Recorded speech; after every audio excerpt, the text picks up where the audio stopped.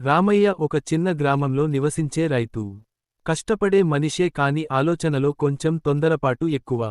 ఇప్పుడే లాభం కావాలి అన్న ఆత్రంతో నిర్ణయాలు తీసుకునేవాడు. ఒకసారి పక్క ఊరి వ్యాపారి వచ్చి, ఈ కొత్త రకం విత్తనాలు వేస్తే నెలలోనే రెండింతల పంట వస్తుంది అని చెప్పాడు. వివరాలు అడగకుండా, అనుభవం ఉన్న రైతులను సంప్రదించకుండా రామయ్య ఆ మాటలు నమ్మేశాడు. తన దగ్గర ఉన్న పొదుపు మొత్తాన్ని ఆ విత్తనాల మీద పెట్టి, పొలమంతా అదే వేశాడు. మొదట మొక్కలు బాగా పెరిగినట్టు కనిపించాయి.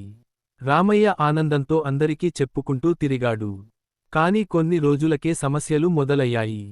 ఆ విత్తనాలకు ఎక్కువ నీరు, ప్రత్యేక ఎరువులు కావాలని తర్వాత తెలిసింది. అవేమీ తెలియక, సరిగా చూసుకోలేక మొక్కలు ఎండిపోవడం మొదలయ్యాయి. చివరికి పంట పూర్తిగా నాశనం అయింది. అప్పులు మిగిలాయి, ఊరిలో మాటలు పడ్డాయి. రామయ్య చాలా బాధపడ్డాడు. అప్పుడు ఊరి పెద్ద అయిన వెంకటయ్య వచ్చి, కష్టం కాదు నిన్ను కిందికి లాగింది, ఆలోచించకుండా చేసిన పని.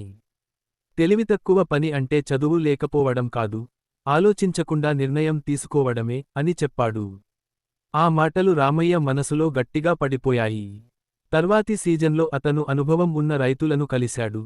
వ్యవసాయ అధికారిని సంప్రదించాడు. చిన్న పొలంలో ముందుగా పరీక్షగా వేశాడు.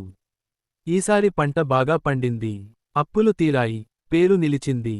అప్పటినుంచి రామయ్య ఒక విషయానికి నిశ్చయించుకున్నాడు, తొందరపాటు లాభం కోసం ఆలోచన లేకుండా చేసే పని తెలివితక్కువ పని. జాగ్రత్తగా ఆలోచించి చేసే నిర్ణయం నిజమైన తెలివి.